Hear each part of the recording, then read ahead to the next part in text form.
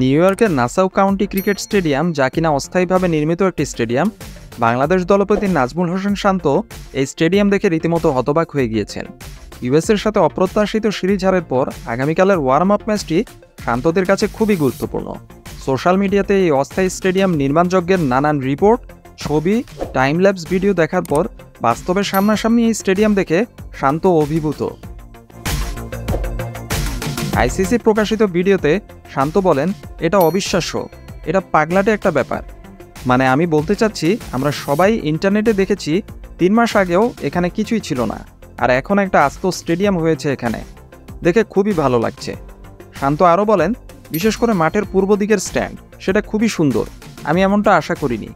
এখন দেখে মনে হচ্ছে এটা একটা পারফেক্ট ক্রিকেট স্টেডিয়াম, মাঠটাও দারুণ, একদম সব কিছু ঠিকঠাক, একটা ক্রিকেট স্টেডিয়াম যেমনটা হয় তেমন। সত্যি বলতে আমরা কেউই এমনটা আশা করিনি। আমরা সবাই সোশ্যাল মিডিয়ায় দেখেছি কিভাবে এই স্টেডিয়াম তৈরি হয়েছে। এখন আমরা খুবই এক্সাইটেড এই মাঠে কখন খেলা শুরু হবে, কেমন হবে তা দেখার জন্য।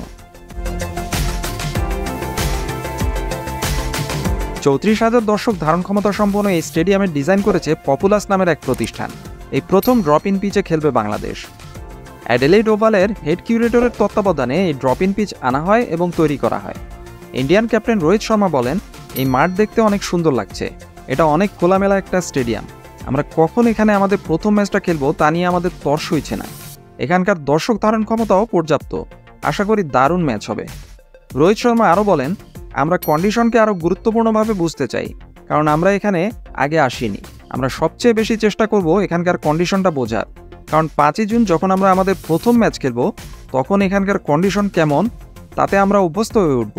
এখানকার পিচ, গ্রাউন্ড, আউটফিল্ড কেমন সেসব বিষয়ে আমরা পরিষ্কার ধারণা নেওয়ার চেষ্টা করব। বাংলাদেশ সময় আগামীকাল রাত 8:30টায় এই ম্যাচ অনুষ্ঠিত হতে যাচ্ছে।